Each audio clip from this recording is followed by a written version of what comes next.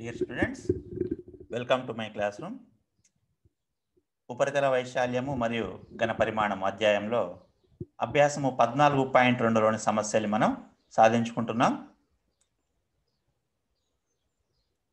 ఒకటవ సమస్య పూర్తి అయింది. ఇప్పుడు రెండవ సమస్యకి వెళ్దాం.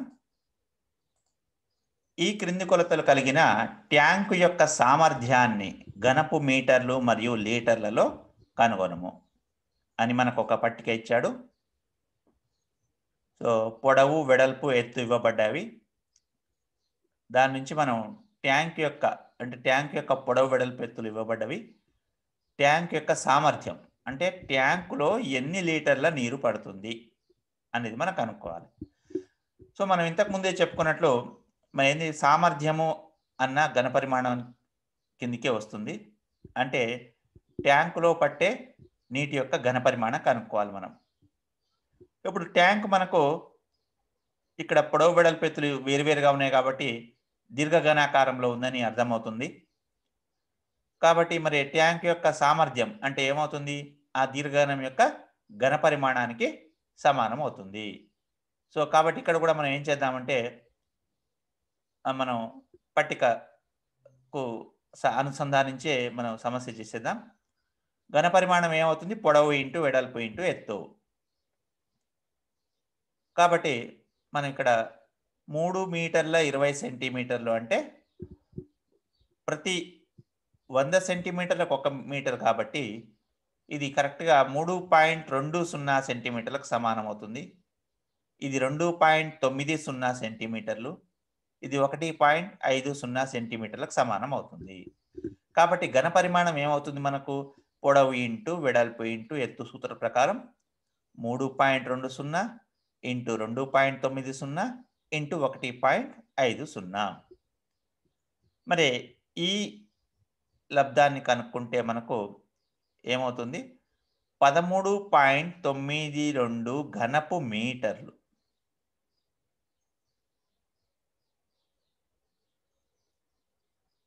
అవుతుంది. ఎందుకు?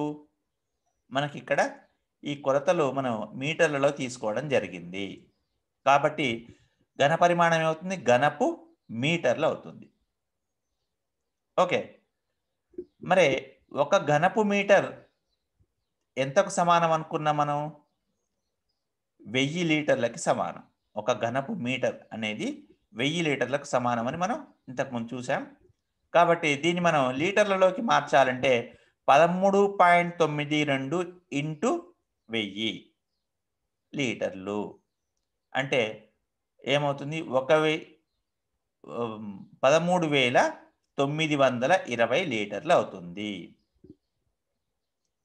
ఓకే, అంటే ముందు మనం ఘనపరిమాణాన్ని కనుక్కుంటే వచ్చేది అది ఘనపు మీటర్లలో. మనం తీసుకున్నది మీటర్లలో కాబట్టి ఘనపరిమాణం ఘనపు మీటర్లలో వస్తుంది. దాన్ని లీటర్లోకి మార్చాలంటే దాన్ని 1000 చేత గుణించాలి. రెండో సమస్య చూద్దాం. 2 మీటర్ల 50 సెంటీమీటర్లు, 1 మీటర్ 60 సెంటీమీటర్లు, 1 మీటర్ 30 సెంటీమీటర్లుగా ఇవ్వబడింది. కాబట్టి ఘనపరిమాణం ఏమవుతుంది? 2.5 ఇంటూ 1.6 ఇంటూ 1.3. చివరికి 0 ఉంటుంది కాబట్టి మనం తీసుకున్నా తీసుకోకున్నా ఏం లేదు. పాయింట్ తర్వాత చివరికి 0కు మనకు విలువ ఏం మారదు. కాబట్టి ఈ గుణకారం చేస్తే 5.2 ఘనపు మీటర్లు వస్తుంది. మరి దీన్ని లీటర్లోకి మార్చుకుంటే 5.2 ఇంటూ 1000 అంటే 5200 లీటర్లు.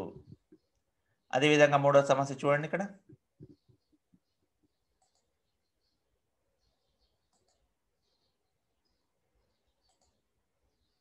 చూసారు కదా, 36,792 లీటర్లు అవుతుంది.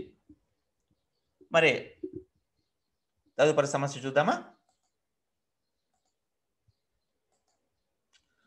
ఒక సమఘనము యొక్క భుజమును సగము చేస్తే దాని ఘనపరిమాణము తగ్గున, మారినచో ఎంత తగ్గును? భుజం సగమైంది అంటే ఘనపరిమాణం తగ్గుతుంది కదా, ఎందుకంటే మనకు ఘనపరిమాణం = భుజము క్యూబ్. కాబట్టి భుజము సగం చేస్తే ఘనపరిమాణం కూడా తగ్గుతుంది. మరి ఎంత తగ్గుతుందో చూద్దాం. మరి ఇప్పుడు సమఘనం యొక్క భుజాన్ని మనం ఎల్ యూనిట్లు అనుకుందాం. మరి అప్పుడు దాని ఘనపరిమాణం ఏమవుతుంది? L cube. అయితే ఇక్కడ ఘనపరిమాణాన్ని నేను V1 చేత సూచిస్తున్నాను. ఎందుకు అంటే ఇప్పుడు మనకు భుజం సగం చేయకముందు ఒక ఘనపరిమాణం, సగం చేసిన తర్వాత ఒక ఘనపరిమాణం అవుతుంది.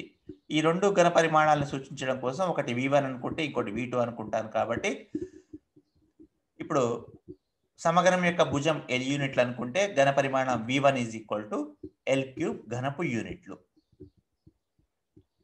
మరి భుజం సగం చేసిన తర్వాత కొత్త భుజం ఏమవుతుంది? భుజం L అనుకున్నాం కాబట్టి అందులో సగం L/2 యూనిట్లు అవుతుంది. మరి L/2 యూనిట్లకు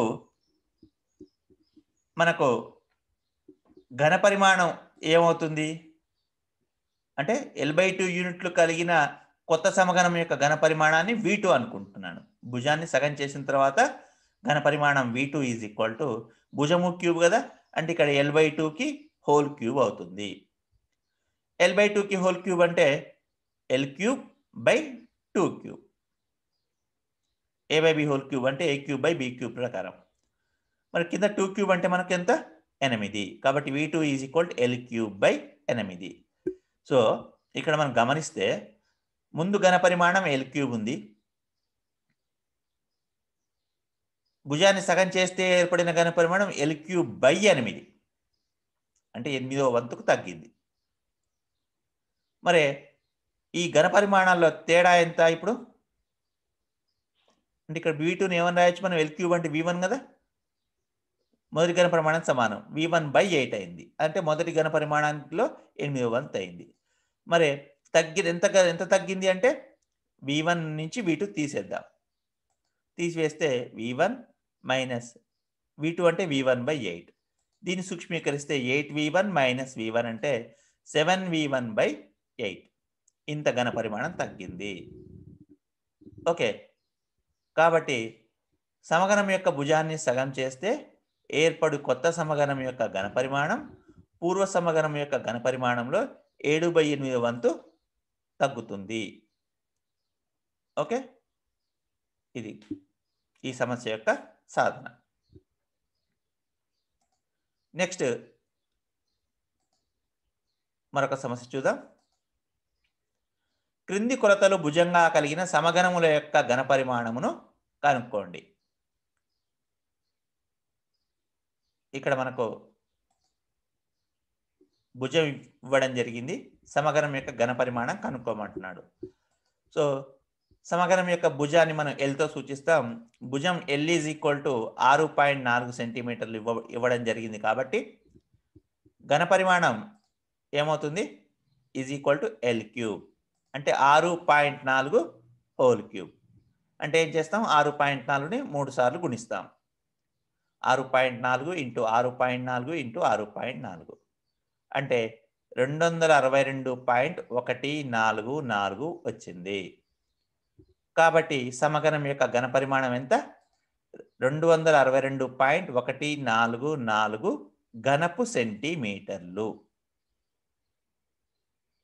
మనకు ప్రమాణాలు సెంటీమీటర్లు ఇచ్చాడు కాబట్టి ఘనపరిమాణం కూడా ఘనపు సెంటీమీటర్లు అవుతుంది. తదుపరి ఇంకొక సమస్య చూద్దాం. రెండవది 1.3 సెంటీమీటర్లు భుజం ఇవ్వడం జరిగింది.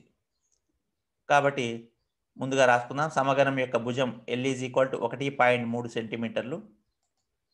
మరి దాని ఘనపరిమాణం L క్యూబ్ కదా, 1.3కి హోల్ క్యూబ్. L విలువ 1.3 ప్రతిక్షేపిస్తున్నాం. అంటే 1.3 ఇంటూ 1.3 ఇంటూ 1.3.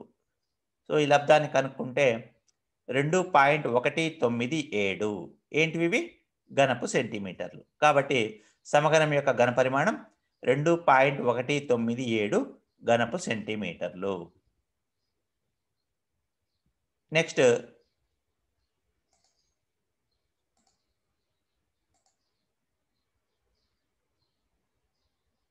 ఐదవ సమస్య. 8 మీటర్లు బై 22.5 సెంటీమీటర్లు బై 6 మీటర్లు కొలతలుగా గల ఒక గోడను నిర్మించుటకు 25 సెంటీమీటర్లు బై 11.25 సెంటీమీటర్లు బై 6 సెంటీమీటర్లు కొలతలుగా గల ఇటుకలు ఎన్ని అవసరము అనే సమస్య ఇవ్వడం జరిగింది.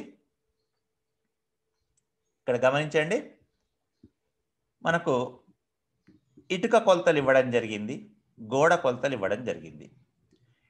ఇటుక దీర్ఘఘనాకారంలోనే ఉంటుంది, గోడ దీర్ఘఘనాకారంలోనే ఉంటుంది కదా.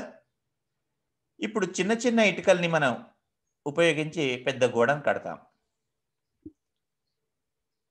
మరి ఆ గోడ కట్టడానికి ఎన్ని ఇటుకలు అవసరం అంటే ఏ విధంగా లెక్కిస్తాం? ఉదాహరణకి ఒక గోడ 100 ఘనపు అడుగులు ఉందనుకుందాం. ఒక గోడ 100 ఘనపు అడుగులు ఉందనుకుందాం. మరి ఒక్కొక్క ఇటుక యొక్క ఘన పరిమాణం 2 ఘనపు అడుగులు అనుకుందాం. 100 ఘనపు అడుగుల గోడను కట్టడానికి 2 ఘనపు అడుగుల ఇటుకలు ఎన్ని పడతాయి అంటే ఏం చేస్తాం మనం? 100/2 చేస్తాం. అంటే ఏంది? 50 ఇటుకలు పడతాయి. గోడ ఘన పరిమాణం 100, ఇటుక ఘన పరిమాణం 2 కాబట్టి పట్టే ఇటుకల సంఖ్య 100/2 అంటే 50. అదేవిధంగా ఇక్కడ కూడా గోడ కొలతలు ఇటుక కొలతలు ఇవ్వడం జరిగింది కాబట్టి ఎన్ని ఇటుకలు అవసరం అంటే గోడ ఘన పరిమాణము బై ఇటుక ఘన పరిమాణం. ఎప్పుడైనా ఒక పెద్ద దాని నుండి చిన్నవి తయారు చేస్తే ఎన్ని తయారవుతాయన్నా, లేకపోతే చిన్నవి ఉపయోగించి ఒక పెద్దది తయారు చేయడానికి ఎన్ని చిన్న వస్తువులు అవసరం అవుతాయన్నా ఏం చేస్తాం? కావలసిన వస్తువుల సంఖ్య ఈజ్ ఈక్వల్ ఆ పెద్ద వస్తువు బై చిన్న వస్తువు. కాబట్టి ఇప్పుడు ఇక్కడ మనకు ఎన్ని ఇటుకలు అవసరం? గోడ ఘన పరిమాణము బై ఇటుక ఘన పరిమాణం కనుక్కుంటే సరిపోతుంది. కాబట్టి ముందుగా గోడ యొక్క పొడవు, వెడల్పు, ఎత్తులు తీసుకుందాం. పొడవు L ఈజ్ ఈక్వల్ 8 మీటర్లు. అయితే ఇక్కడ మనకి సమస్యలో ఒక కొలత మీటర్లో ఇచ్చాడు, మిగిలిన సెంటీమీటర్లో ఇచ్చాడు. కాబట్టి అన్నిటిని సెంటీమీటర్లకు మార్చుకుందాం. కాబట్టి 1 మీటర్ ఈజ్ ఈక్వల్ 100 సెంటీమీటర్లు కావున 8 మీటర్లు ఈజ్ ఈక్వల్ 8 × 100 అంటే 800 సెంటీమీటర్లు. వెడల్పు B ఈజ్ ఈక్వల్ 22.5 సెంటీమీటర్లు. ఈ సెంటీమీటర్లో ఇచ్చాడు కాబట్టి మళ్ళీ మనం ఏం మార్చాల్సిన అవసరం లేదు. మళ్ళీ ఎత్తు H ఈజ్ ఈక్వల్ 6 మీటర్లు ఇవ్వడం జరిగింది కాబట్టి దీన్ని కూడా సెంటీమీటర్లకు మార్చుకోవాలి. కాబట్టి 6 × 100 అంటే 600 సెంటీమీటర్లు. ఇప్పుడు గోడ యొక్క ఘన పరిమాణం తీసుకుందాం. గోడ దీర్ఘఘనాకారంలో ఉంటుంది కదా, కావున గోడ ఘన పరిమాణం is equal L × B × H అంటే 800 × 22.5 × 600. మనం ఇక్కడ ఈ లబ్ధాన్ని మనం కనుక్కోవాల్సి ఉంటుంది. కానీ ఎట్లాగో మనం గోడ ఘన పరిమాణాన్ని మళ్ళీ ఇటుక ఘన పరిమాణంతో భాగిస్తాం కదా. ఆ విధంగా భాగించేటప్పుడు మళ్ళీ ఇక్కడ గుణించి అక్కడ గుణించి ఒక పెద్ద భాగాహారం చేసే బదులు భాగాహారాన్ని మనం సులభం చేసుకోవడం కొరకు దీన్ని ఇలాగే ఉంచుదాం. ఎట్లాగో దీన్ని మనం భాగించేది ఉంది కాబట్టి దీన్ని ఇలాగే ఉంచుదాం. ఇట్లా మనం కనుక్కునే ఇట్లా ఘన పరిమాణాల్లో చిన్న వస్తువు పట్టే చిన్న వస్తువుల యొక్క సంఖ్య కనుక్కోవడానికి మనం ఈ పెద్ద వస్తువు ఘన పరిమాణం, చిన్న వస్తువు ఘన పరిమాణాలని గుణించే బదులు అదే విధంగా ఉంచుతాం. ఎప్పుడైనా గుర్తుపెట్టుకోండి.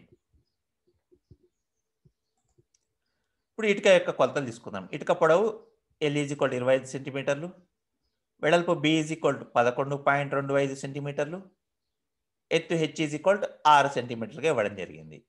ఇటుక కూడా దీర్ఘఘనాకారంలోనే ఉంటుంది కాబట్టి ఇటుక యొక్క ఘన పరిమాణం L × B × H కాబట్టి 25 × 11.25 × 6.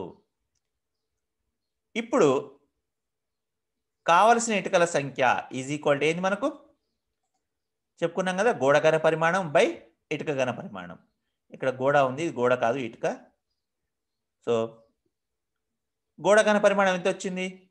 800 ఇంటూ 22.5 ఇంటూ 600 బై ఇటుక ఘన పరిమాణం 25 ఇంటూ 11.25 ఇంటూ 6. ఇప్పుడు చూడండి మనం ఇక్కడ భాగించడం సులభం అవుతుంది. 6 చేత 100లో పోతుంది, 25 చేత 32లో పోతుంది, 11.25 చేత 2లో పోతుంది. అంటే 32 ఇంటూ 2 ఇంటూ 100, 32 2 64 ఇంటూ 100 6400. కాబట్టి కావాల్సిన ఇటుకల సంఖ్య ఎంత? 6400.